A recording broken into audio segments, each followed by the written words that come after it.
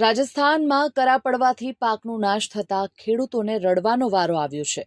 રાજસ્થાનના કેટલાક ભાગોમાં ભારે કરા પડવાથી ખેડૂતોને ભારે નુકસાન ભોગવવું પડ્યું છે।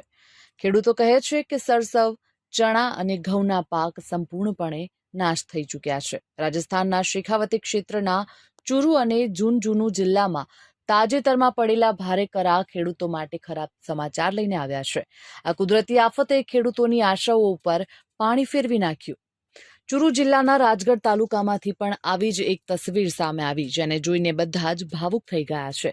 રાજગઢ તાલુકાના અધિકારીઓ એક ખેતરમાં પહોંચ્યા ત્યારે ત્યાં હાજર ખેડૂત પોતાનો પાક બરબાદ જોઈને રડવા લાગ્યો હતો।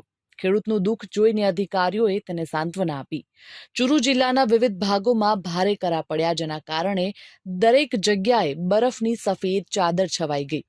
ઝુંઝુનુ જિલ્લાના ગામડાઓમાં, ખાસ કરીને ચુરુ અને હરિયાણા સરહદને અડીને આવેલા ગામડાઓમાં આવું જ દ્રશ્ય જોવા મળ્યું। ખેડૂતોના મતે સરસવ, ચણા અને ઘઉંના પાક સંપૂર્ણપણે નાશ પામ્યા છે અને તેમના પાક 100% સુધી બરબાદ થઈ ગયા છે।